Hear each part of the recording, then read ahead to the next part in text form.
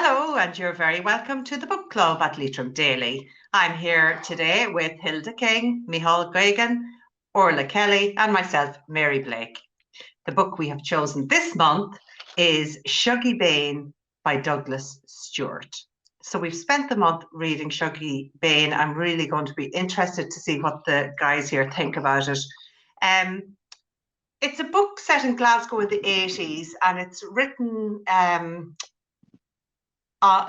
from the viewpoint of a small child, a little boy called Shuggie, and his mum who has an addiction problem, and his father who is abusive. It really highlights that Thatcher 80s time, I think, and still the writing is so particular. It's written in the vernacular, so it's really written in that Glasgow language, and not a glamorous, the Board Fáilte equivalent in Glasgow will not be probably pushing this one, but it doesn't make it look very good. But I interested, Orlagh, I'll come to you first of all. What did you think? Oh, what did I think? I have to say I liked this book an awful lot. Although I found it a tough read. For the description of Shuggie's lifestyle. I mean, we're meeting Shuggie initially when he's 15 and he's working in a deli, and he dreams of being a hairdresser. And then we're brought back to 10 years previous, and we have this window into his life from 5 years up. And I thought it was just really beautifully told. I think the writing is stunning, and that's what carries you through the horror and the love and the courage that they have, because the core relationship is between Shuggie Jr. and his mother Agnes. And Agnes is such a vibrant, complicated, brilliant woman that was probably, I don't know, maybe you'd say born into the wrong time, into the wrong class. I found it a very political book. Like, there's so much to say about this book, because it's so well done, and the fact that Douglas Stuart is a debut author, to create these characters that are so vivid, in all their honest brutality is fantastic. So yeah, big fan of this book. Although, as I say, I found it heartbreaking stuff. Yeah, very not glamorized at all. And sometimes when we look at these working class books of addiction and trouble and despair, from it emerges a brilliant person, a Billy Elliot, somebody who against the odds really shines through. And I was kind of waiting for that to happen, but he did not fall into that trap. He did not make Shuggie anything other than a kid born into a really unfortunate, dysfunctional society. Michal, I'll come to you. What did you think of this?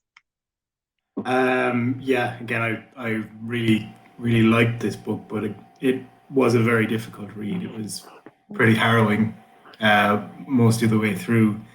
I thought it was a great exploration of those themes of poverty and alcoholism, familial alcoholism. The characters and the relationships and interactions are just brilliantly drawn. Again, it is sort of, it's enviable that was his first novel, the author. So it's a stunning achievement for sure. It's epic in scale as well. The depth of exploration, and it's incredibly vast. Obviously, that central relationship between Agnes and Shuggie is it is incredibly profound, and I think it's such an intelligent exploration of the psychology of the child who grows up in that environment, a parent who is a substance abuser. It's heartbreaking to watch him, I guess, constantly reassure himself that she will get better, and yet at the same time watch as he comes to terms with the reality that she's not going to get better, and see there is that element of resentment in him as he gets older, and as he comes to the understanding that this is a disease that she's not going to recover from. I think it's a really heartbreaking story. Yes, I agree. And it really shows the complexity of addiction. Yeah, you want to shake Agnes and say, woman, look at your children, sort yourself out. It just shows you how, as much as she wanted to do that, she wasn't able. She just couldn't do it. Her life was so grim. And Orlagh, you said an interesting thing. She was born into the wrong class. And I think I never thought of that until you said it. And it's so true. She had kind of notions that she was because she sounds beautiful. And I thought that is interesting. Absolutely. And which is very interesting, because her father said when he, as an adult, he smacked her backside because he felt guilty for actually spoiling Agnes. And why? Because Agnes wanted more. And Agnes is born into a tradition of a real, like, it's the structural patriarchy, because she dares to want something more, but the only thing that she, within the realms that she can do, is be a good wife or look to get her own front door. She can't aspire beyond that because it's not allowed of her. And I think that was what's really different. And therefore she takes enormous pride in how she presents herself to the world. That's so important to her, because her neighbours, I remember when there was a reference to the fact that Colleen wouldn't even put a comb to her hair, through her hair, whereas it was really important for Agnes. Actually reminded me of Sala Glass from the last book. Always important to look good, to create that, bring that to the, doesn't matter what's going on. And she says that to Shuggie, you show the game face, this is what we do. And I think that was wonderfully represented. And I think that he understood women and women of the time, and able to explore this through a woman's experience of being a mother, of being a housewife, but not being allowed to be anything else. And the alcohol giving her either the comfort, the out, the metamorphosis to change. And the poverty then she couldn't get beyond it. So yeah, I think it was fantastic. She hadn't a whole lot of options. Hilda King, I'm dying to hear what you thought of this book. Yeah, a lot of the adjectives used already. I thought it was a great heartbreaking read. It was bleak. There was unrelenting tension right through it.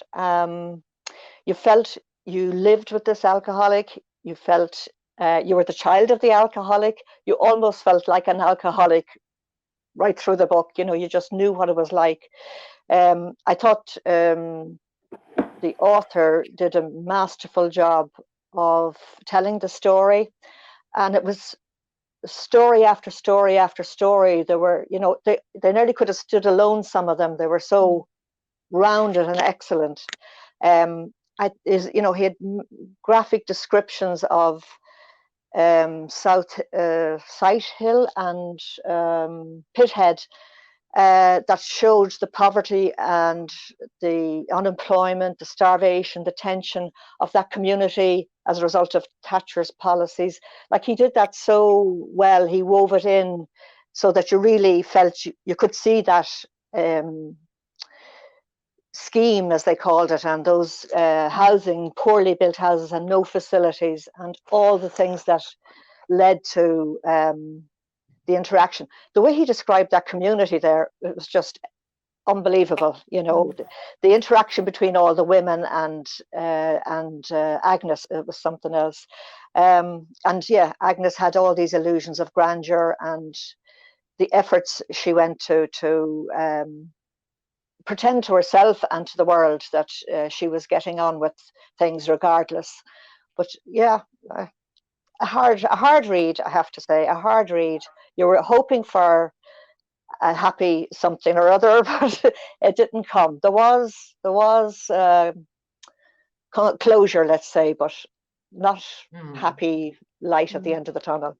No, which is interesting and heartbreaking, but probably very true. These children do not do well. We would love to think that Shuggie went off and was recognised for the beautiful person that we saw he was, but so often, they fall through the cracks, and there was no sign of social support or any other caring people coming into this child's life. At one stage, he said, it said Shuggie looked at the children playing in the playground and wondered why he wasn't at school. You know, and that was when they had moved out to Pithead, and he just kind of was strolling along, God, oh gosh, it looks like I should be in there, really. And I just thought, who looks out for these children? But when the whole society are these children, then everybody, it's just survival of the fittest. So yeah, I thought as well, interesting that it was set in this time and place. And had that book been written about 10 years down the line in Glasgow, in the scheme, would it have been drugs? With drugs coming in, this was pre, drug taking, and I'm sure it only got worse, really, in those places. Not a memoir, but kind of had a feel of a memoir about it. Did anybody else feel that, Micheál? Definitely, yeah. That was, I guess, just again, that relationship between Agnes and Shuggie was just so compelling that I did look it up afterwards. And as far as I can tell, his own mum was an alcoholic. So obviously he certainly brought his experience of alcoholism and probably experiencing that growing up to the novel. And it really shows there's real understanding in this book. It's not surface level. And real empathy as well for the situation and understanding of alcoholism as a disease.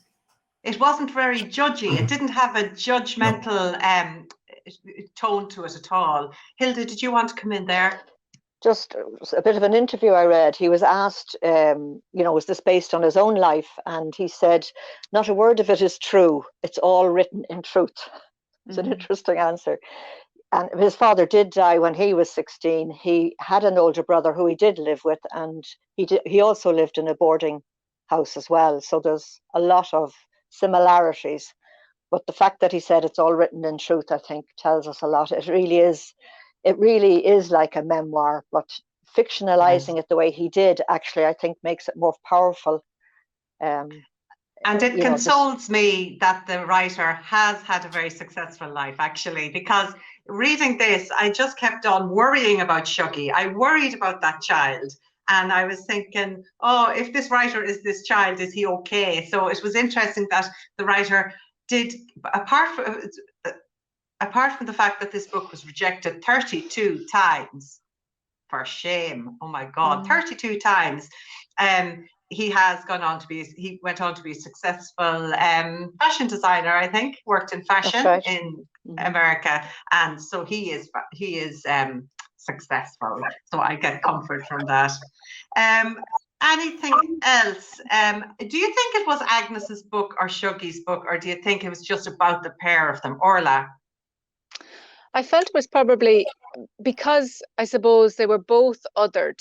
Agnes was othered for being different, for wanting more, for looking glamorous, for being drunk, for being sober, for the men who came through.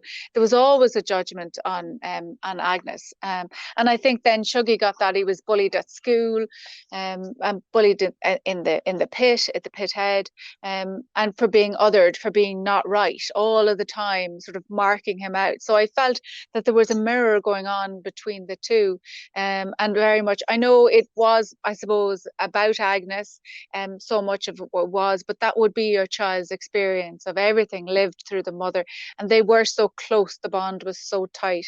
And as everybody else sort of fell away, and the people in their lives really weren't, I mean, the men weren't good, the adults, it just, there was nobody good in their lives. The women weren't great either, to be honest. It's not as if there was any sort of benchmark of goodness, and you search for that. So I think it goes hand in hand. I think they mirrored each other in terms of that, and that soldered their bond, and kept them going. And as Micheál said, you feel the hope ebb away from Shuggie as the book goes on, knowing that he can't change her. And possibly the worst part of it was the time when she was sober, and you're just thinking, this is fantastic. This is just, but I was sick with worry for them, and that's it. And even, that was really excellent about he always got knots in his stomach at 3 o'clock on the dot every day, because Shuggie, this is at school,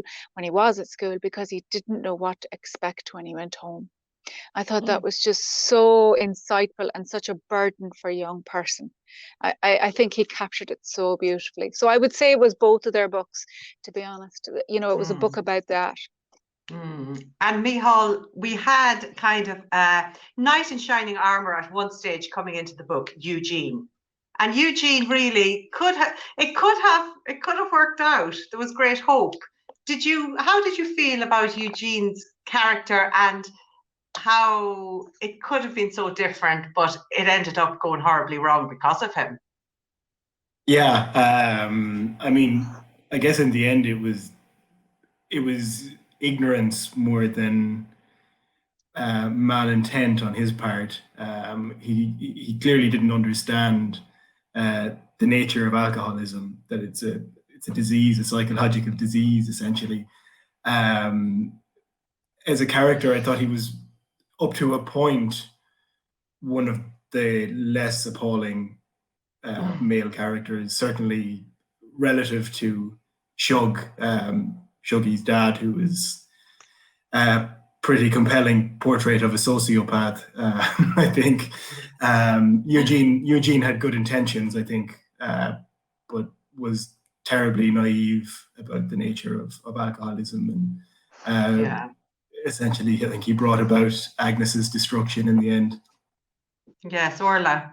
I was just going to say as well, as he didn't want her to be different either, because when he went to that party and saw all of those people, you know, again, here was her difference showing. She was never going to just be Agnes. She had to, and it's just trying to normalize something within their worlds. I mean, he wasn't, as you say, he wasn't all bad. He just had a monumental lack of understanding, but a need for the woman to be a certain way within. And you're just going, oh God, she didn't stand a chance. I know. And even that beautifully painted picture of them going to this barn dance, or this bizarre barn dance in Glasgow, where they all were like gun toting and all that. It was very funny, but it showed you that alcohol is a really important part of that world, and to not drink is kind of weird. And can you not just have one wee drink, or just have wine, or, you know, don't be standing out by being this person who doesn't drink. And I think we know in this country more than most about how that can be, and how tough it is to be an alcoholic trying to function in our world of such casual drinking. Hilda, what did you think of the Eugene's character coming in? Yeah, I felt Eugene nearly represented what society in general nearly feels. You know, take a drink, you're normal, sort of thing. And he very much was of that ilk, and it was painful. I mean, the dialogue that Stuart wrote through that was very, very understandable and very emotional, really, watching her decide to take the glass of wine after a long battle with herself to not do it. But yeah, and then he came to the party where the 1 year anniversary for the Alcoholics Anonymous group came, and he saw all those people as pitiful, and she says, but I'm one of them, and he says something like, but you seem so normal. And she knew that this was it, that they couldn't be an item if he saw her in this way. And yet she had big dreams, she had big hopes that he would be the person who'd be Shuggie's new daddy. He'd have money, they'd have holidays together. And Eugene hung around a little bit, even when she was like, he did hang around. He tried to do the right thing by her, and it did sound like he loved her. But even that despair of the children when she arrives home and she's fallen in the door, and just that fury of the children, you know, it's so understandable and told so well at how let down they are, and how you feel like an idiot for ever having believed it could be any other way than this. So yeah, Eugene was potentially a game changer, and it just all went horribly wrong. But we haven't really talked yet about the villain in the whole thing, Shug Senior, the father of Shuggie, and the whole complicated story of all these children by different families, that, you know, Shuggie left his own 3 children to be with Agnes and her 2 children, and then had a child with Agnes, and then he left them and moved in with somebody else, and was a father to her 4 children or something. So there was all this like transient father going through the book, and all these different children who were calling him dad, that it was amazing, but still it felt credible. What do we is there any other answer to that you could have than what did you think of Shuggie? Was he had he a redeeming quality at all? Mihal, what do you think? I can't think of any. I think you'd go a long way and read through a lot of novels to find a character as despicable as he is. Just a rotten character. Doesn't seem to be capable of any kind of empathy. Left his first family and seemed to mostly feel sympathy for himself for having done it, rather than for the family that he left behind. He sort of uses it, he weaponizes it against Agnes from the beginning. Then he just has a string of affairs, and then eventually abandons her, but not only abandons her, but leaves her in this place where she doesn't want to be. Specifically because I think in his own words, it's something about he wanted to make sure that she couldn't be put back together. Was essentially what he said. So it was just to make sure that he had utterly ruined her before he left her, to guarantee that she had no life. Because you would wonder if he had just left her with her parents and the children, surely it would have been somewhat better. I don't know, but he wasn't prepared to even do that. I think he wanted to, certainly my reading of it is exactly what Mia said, but also that sense that to move her out of the pit was for her, it was, I think he said this, the ultimate proof that she loved him, to move away, to move in, so that, they have a place of their own, and then not even to step over that threshold. I mean, a hideous character, and I was delighted with the description then when it was said that he had a comb over, and I went, of course he had a comb over. Yeah, I know. You just couldn't wish him well. Oh my God, you just couldn't. Even though Agnes and all the neglectful stuff she did, you still kind of could see there was a heart there and a person there. But she was she was badly treated, and that he swept her off out to this new place, this new lovely estate where all the kids play in the street, and he sold it to her quite well, and her own front door. But God love them, it wasn't to be. But I thought he was just the classic Hollywood villain, really. I mean, really, you nearly said boo every time he walked onto a page. He was. The language. Go on, Hilda. So you nearly have to say she had he had to come up when he took Shug after she was hospitalized, and she came back to get him. That was a very powerful scene where she shouted all sorts of lovely language so that the whole neighborhood could hear, and he stood at the door refusing to let Shuggie out, and it didn't stop her. She threw the bin through the window, and she was about to throw a second one, and he didn't care about Shuggie at all, but he just wanted to deny her this. But she won that one anyway, so there was a little bit of a reprieve there for her. For a horrible, brutal man that had been brutal to her and should have been locked up.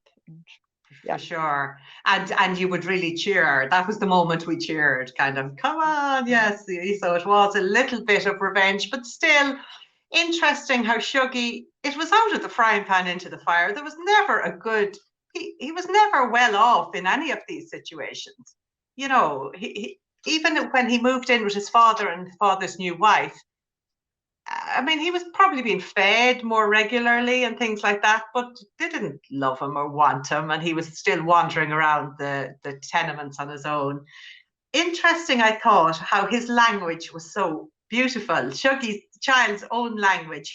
book kind of proper, and for which he probably got a good hiding at school. You know, they knew he was different, and it's very interesting to see a young gay child being represented like this without him even really realizing it, but knowing that I think there's something different, and it was something that other children could just smell in an instant, and just, it was, you know, he got really badly treated because of it.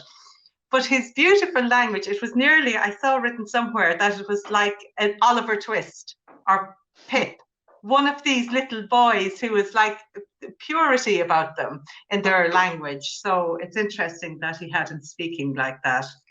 So yeah, I think we all kind of seem to enjoy that one. Any other reflections on it politically or anything? I suppose it's quite rooted in that time and place. Yeah, Orla, you just... Yeah, no, very much so. I mean, I would consider that quite a political book, and a book of what that city went through, and not necessarily just that city. That just happens to be in Glasgow, and how it was economically decimated, and the poverty that people had to actually endure because of Thatcher's policies, because of that sense of capitalism. I actually saw a reference to the fact that Alan, this was a sort of the antithesis to Alan Hollingsworth's line of beauty, which is set in the same time but down in affluent London. You know, the sort of the city types, and that, you know, that polar opposites of how people live and don't survive. It's I think it's a deeply powerful book, a deeply political book. Yes. And very much for me representative of the position that women don't hold in society, and certainly didn't hold then, and you know, arguably possibly not now. Maybe there's a little bit more freedoms, but the view with which she was held, and as I said at the start, I just think that Shuggie's gayness, I mean, he was a gay young man, but also his mother's difference, and I think that drive to be different was very much why they were both othered, and suffered so much within their own situation and within the poverty of it. I mean, I should just say that the one of the good guys, really, and he tried so hard to be one of the good guys because he gave up his chance of college, was his brother Alexander Leake. He really tried within his limitations as a young man too to try and help them. And I thought that was, you know, God, you know, when he got all his teeth out as well, you know, just the little vignettes. I felt this was as Hilda said, they nearly stand on their own as short stories. For me, it was episodic. Each, you know, while it was linear, you still didn't know where he was going to pick up the story once he stopped telling you one aspect of it. And I thought that was the power lay in that, because it isn't just about the day-to-days. It's the big episodes, it's the small episodes, it's all of it, but it feels big no matter what's happening. So I suppose I've just said a lot. Sorry, I've just said too much there now, but there's loads. No. I think it's interesting too, because I had read this book before you recommended it for the book club, and then I refreshed it in the last month, and like that I could absolutely dip into it and say, oh, I will read this chapter again, and I could read them as little standalone stories, absolutely, and they hold as that. If any of those was an essay you know, written on its own, you would enjoy it, and you wouldn't need context beyond that. You know, everything was so well explained that you straight away knew who you were and who these people are. And in terms of class, there really was no other class represented in this book. It wasn't as if they were looking over the fence at people who were better off than them. Really, it was poverty left and right, wasn't it? Yeah, and I think as well the sectarian nature of it. Did you were any of you surprised at that, or did you always know that for Glasgow? I didn't know. No, it was such a big thing for them, isn't it? You know, because he saw it when she married the Catholic, and the parents wanted her to stay married to the Catholic, and the orange parades and all those things. I mean, it sounded kind of familiar. Yeah. Yeah, we're kind of going, okay, I get that. We've grown up with that. So Glasgow is such a sectarian. And what football team do you support? Very first question you'd be asked. So I thought that was quite interesting. Orlagh, you mentioned Leek, the brother, and then we had Catherine, the sister, and they both, over time, left the family home and went and saved themselves. Do we feel they abandoned Shuggie, or do we feel they just had to save themselves? Anyone got an answer for me on that, or a thought? Well, I think the two were older. Shuggie, I think, was 4 when they moved out to Pithead, and Leek and Catherine were older, and they were able to maybe do something for themselves. And while Catherine went off with I think was the nephew of her father, wasn't it, to Africa or South Africa or somewhere, Leek stood by a long, long time, and he did all he could do, and tried to maintain a job and give some money back and whatever. But I think he knew by the repetition of the cycles that Agnes went through that there was no way out. This was never going to end. And it was his advice when she actually threw him out, I think, in the end. His advice to Shuggie that sort of gave Shuggie, I don't know, a way out in the end, that she's never going to get better and you have to save yourself, was what Leek said to Shuggie before he left. But yeah, he did make a life for himself, and maybe there's a message there that with alcoholism and alcoholism addiction, there has to be choices like that have to be made. Yeah. Did you have any feelings of that family unit breaking up, Micheál? That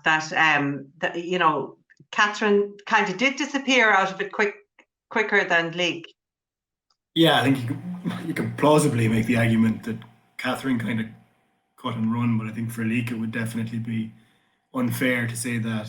I thought he stood by for Shuggie, and I thought the relationship between him and Shuggie was really beautifully drawn. I mean, it was kind of rough at times, like he was his older brother, and it was tough love sometimes. But I thought that moment at the end where Leek sends a card home to Shuggie with the portrait of the little boy with the dolls, I think it just kind of brought it all together. That was why he stayed. He knew that someone needed to look out for Shuggie, and also he was aware of Shuggie's sexuality and was trying to help him get by as best he could. He wasn't trying to change him as a person, but he was trying to get him to present a different front to the world, because he knew that Shuggie was going to be hated and reviled for his own sexuality. And I thought it was beautiful. And it shows you how you cannot deny your sexuality either. How, even though as a survival technique, Leek was saying, could you straighten yourself up and could you man up a bit? Could you stop talking and walking and doing this? But it was Shuggie's little soul that was being displayed. And it's so horrible to see that dampened down in a child, that it can't be celebrated. So I think, and Catherine, I suppose she had to go and save herself too, And once she left, she really didn't even talk to the mum at all. Even when the grandparents died, she just thought, I'm done. I've left. And you kind of hope she did okay too, because there was a scene where she was wandering the streets and she went looking for Leek in his cabin, and young kids assaulting her and threatening to knife her face, and she just kind of shook it off and got on with it. But it shows you how threatening the place was and how unsafe it was.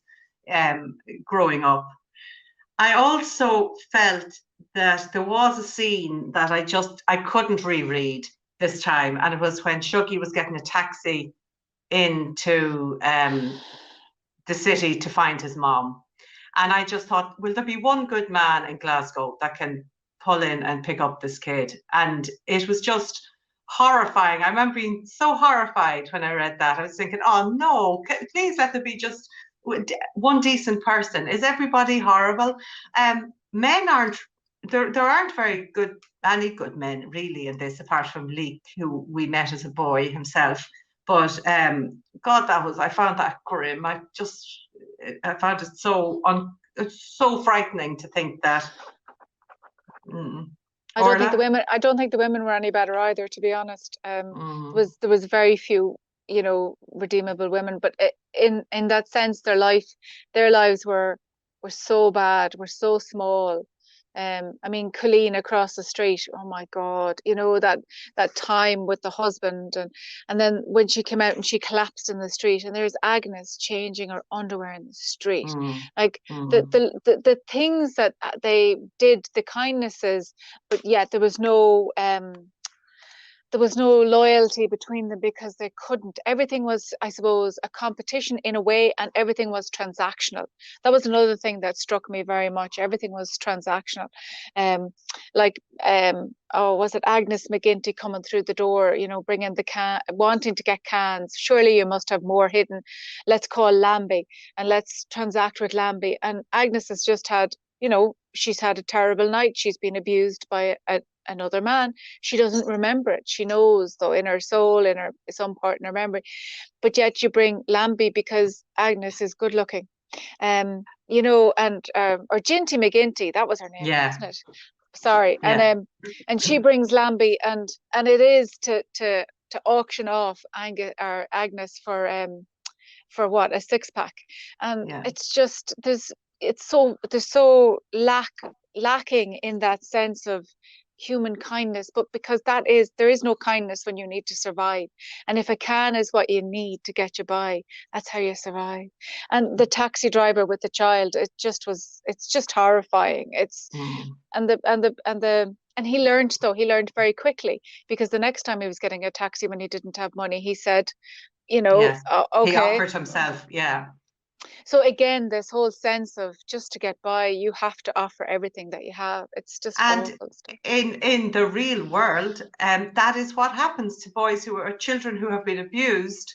You know, we know that from our own shameful past in this country, and children who are abused in care going on, and that was all they knew. The only currency they knew was their body. And, you know, I think it's probably sadly true. That scene when Agnes was first out in Pithead and meeting the women, and they kind of tricked her into drinking vodka. I thought that was so. I mean, to say this book was funny, it doesn't sound fair, but I laughed out loud at this book. You know, the characters were mighty. Hilda. Yeah, it was. There was. I mean, the few humorous pieces really stood out, and another one was where the boys asked Shuggie. She said, "You've no father," and he says, "I have." And they said, "Well, where is he?" And all that came into Shuggie's head was a list of all the derogatory names, which we can't say on air, that his mother called him. But he just said, "Oh, he's away. He's a taxi man." I mean, it was very funny to read that. And then the other I really enjoyed was when Agnes was going to sell her fur coat, and she walked all the way into town, and it got soaking wet, and she arrived into this garage, and she was all airs and graces, and he really did that so well. Your man just read her from top to toe, and she was saying, "Oh, my husband would be worried about me. I have to go," you know. And he said, "Well, you know, the place where you hock your coat is closed," and you know, and I thought he just pulled the rug from under her, and he'd seen it all before. It was very well done.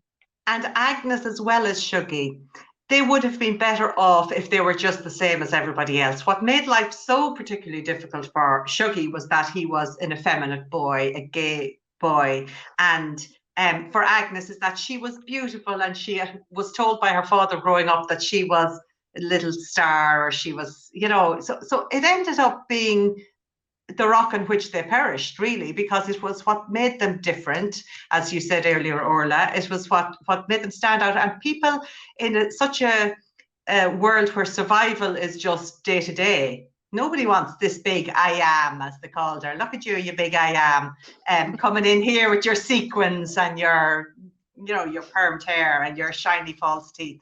But I thought that was very interesting, very good. Is there anything we have left out from talking about this book? This is a book you could really talk about a lot. Do you know, it is a book that I would recommend. Would you recommend it to people, this book? Orlagh, you're in the business of recommending books. Oh, I would, yeah, absolutely. Would you put a health warning on it? Oh, I would. Yeah, I'd give it a caveat. Yeah, you'd have to, absolutely. And you need to say to people, what kind of form are you in? You know, you need to sort of drill down to see what they, you know, what they feel like. But for something like this, for something this wonderful, you know, taking maybe little breaks from it might be no harm, because as you say, you can pick it up. It's it is that ability. But yeah, no, I'd recommend it. I recommend it for the style, the language, the power of the story. There's so much in it. If you want to actually try and just get in under like a beautiful relationship, that's just so that's also so damaged in a world. Yeah, I think this is a wonderful book. A difficult one, but a wonderful one. And I think, as you say, it's amazing that it's a debut novel. It really is. Yeah. Micheál, would you recommend it? Yeah, and not to someone who's looking for a holiday beach read, but definitely for anyone who's looking for a really complete novel that has insight and understanding. Yeah, definitely. Something to get stuck into. Hilda? Yes, I'd agree with Orla and Micheál. With definitely, I would explain a bit about the style of the book and the content, because you couldn't just say this is a brilliant book and hand it to somebody. They'd have to be forewarned that it is tough. There's no other word for it. And it's funny because I said to my sister, she was saying, do you recommend any books? And I said, yeah, Shuggie Bain. She said, oh, I read that. Oh, Mary, how can you recommend it? It broke my heart. You know, so, you know, there's a time in your life where you just think, oh, look I can't be wrung out by this book emotionally. You know, I just don't want to bring it on myself at the moment. But I thought that, you know, surprisingly, there is humor. There is such beauty in the writing and in these feisty characters. And I'd say it's Glasgow through and through. And I'd say people from Glasgow are, you know, reading it with great interest and reflection, I'm sure. I'm just looking to see even the writing, even when he talks about things like leaks, broken false teeth and the discomfort, you can almost feel that. And he goes to such bother explaining how Shuggie was following him with little bits of rolled up bread to stick in his gums to stop it from hurting. And sometimes when I see something written like that, I say, you clever person to know.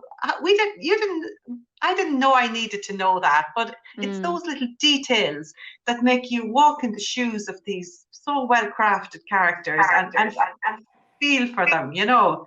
So yeah, I certainly would be recommending it to all and sundry, I'm thinking. So yes, anything else to say about Shuggie? Just a big thumbs up, I think, from all of us.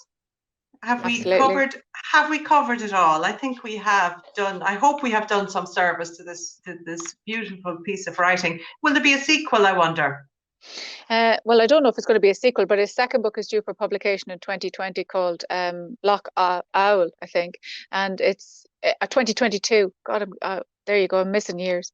2022. And yeah, so I don't believe it's a sequel, but it is about two young teenage gay characters set again in Glasgow. Yeah. I'd be looking forward to that. And I wonder, will this ever be on screen? Yeah, it won't be as good as the screen it was in my head. I could picture. I've never been in Glasgow in my life, and I really felt I knew this place, and that's just what astounding writing can do for you. Hilda? Well, Angela's Ashes got to screen, didn't it? You know, Frank McCourt's book, which had a lot of similarities. Yeah. So you never know. Yeah, you could see it. I could see it for sure. I'd love to see it. But again, will it ever be as good? We'd say no, of course. But, you know, they can try. For people who don't read, it would be nice to get for them to experience this. So that's Shuggie Bain, guys. Certainly it's been my book of the year. I've really, really enjoyed it. And I even enjoyed rereading it and seeing things, because even Orla mentioned at the beginning, the first scene shows us Shuggie working in a deli counter and almost going to hairdressing school. And it's only the second time I read it, I go, oh, Shuggie, go, oh, please. I kind of, at that stage, I knew what happened. And I was back at the beginning of it again saying, oh, Shuggie, don't tell me, you would be brilliant at this. Please do it. And, you know, that whole thing, sabotaging his own happiness and his own life, it just was a bit heartbreaking. So In terms of other good reads, Orlagh, you're back in business. The shop is open. Lovely to see you in there and doing what you do best. Good luck to you. Thank you very much. Have you anything to recommend, or what are people looking for at the moment? Well, I suppose there's been quite a few publications, because this is the time for summer publications. So I've just picked out one or two. So on the lighter side of fiction, but it's the 7th book in a series. It's called The Missing Sister by Lucinda Riley. Now that came last week, and there was a lot of people eagerly awaiting that, because it's the 7th in the series. So you know, when you're following any series, you're waiting on it. And what's that genre? What kind of books are they? Well, it's just a little bit of, I suppose it's light. I would class it just a little bit lighter, lighter fiction. It's a story of 7 sisters. It's written by Lucinda Riley, who was born in Ireland, but then moved to America when she was 2 years old. And she's created this sort of phenomenal saga, kind of just a big old family saga, like Penny Vincenzi. I don't know if you're familiar with her writing. She would have written, so, you know, big chunks of books that you just can dive into, and she's very, very popular. Another one that's has come with a lot of fanfare is I don't know if you're aware of it. It's called Snowflake by Louise Nealon. She's a young Irish writer, and she's writing about Trinity again, in the vein, I suppose. I mean, she's probably being compared to Sally Rooney. I don't know if that's true or not. I haven't had an opportunity to read it. It certainly has come with a lot of good reviews, but it's about a young girl from the country going to Trinity to study English, but she's doing it remotely. Now, I don't know if that, again, I have to, so like that's quite modern and quite relevant. Another book to mention would be The Lost Children's Archive, which just won the Impact Award, the Dublin Book of the Award. This is an interesting award. I like this. It's always worth noting it, because as Hilda will know, the nominations are come from libraries. So libraries across the world submit, so readers who frequent libraries nominate so many books, and each library then sends forward from a different country the book that they're nominating. There's about 150 altogether. They're whittled down to 10, and then the winner is announced. It was announced there about 10 days ago, and it's called The Lost Children's Archive. Again, as I say, what's interesting about this one is they're not necessarily new books, so they could be 2 to 3 years old, but it's actually representative of what people are borrowing from the libraries and are putting for and are saying, this is a great book, I read this book. And so it's great, because it could be books that maybe hadn't had the publicity or the platform. So that's a great thing. Another Irish writer would be Dara Mcnulty. He has won numerous prizes. He's a young 17-year-old from the north of Ireland, and he's writing about the diary of a naturist. So he's I don't know if you're familiar with this. Yeah, so he's just how he appreciates nature, how he looks at the world, and how it's different. He's autistic, and so he's written about it. He's written, I think, a few books, but this is his first one to get published, and it's been nominated. Another book then, just to jump genres all the time, would be Sinead O'Connor's Rememberings. Her book, her memoir, not considered a straightforward music memoir. Again, I think episodic, from just picking instances from her life, from her musical career, and going through that. Interesting. Is that only in hardback at the moment, or is it? Yeah, it was just published there on the 1st of June. Yeah, it's only in hardback at the moment. Yeah. Looking forward to that too. Yeah, it seems to be well received. So that'll be interesting. So lots of good stuff to get stuck into over the summer. People getting their summer reads. They mightn't be going on holidays, but they can still read lots of books in a lazy fashion. So I think that's what going on holidays is. In terms of anything else happening around the country, any bookish stuff or literature stuff? Well, the International Book Festival, the Dublin International Book Festival is on at the moment. The Dalkey Book Festival is coming up. The Hay Festival is on. These are all online.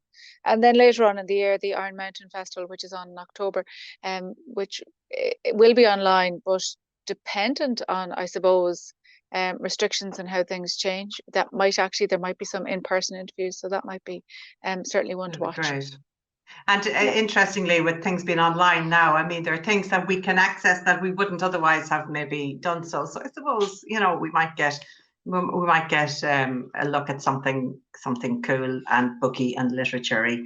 So yeah, that's great, Orla. Thanks for that summary of what's going at the moment, and best of luck with the summer in the shop. And thank you very much to our guests. We're taking a break now for the summer, guys. So this is our last book club for a while. I hope you enjoyed it somewhat. We certainly enjoyed it. It was great. It was great to be able to read a book. So I'd like to thank Kevin McManus, who was with us earlier on the year, and Hilda King and Orlagh Kelly and Michael Geoghegan for their really putting a lot of time into reading a book. And it does take a little bit more thought than just casually reading it for your own enjoyment, when you know you kind of have to talk about it. So I really appreciate you doing that for the book club here at Leitrim Daily. So thanks a million, and that's us over and out until September. Take care.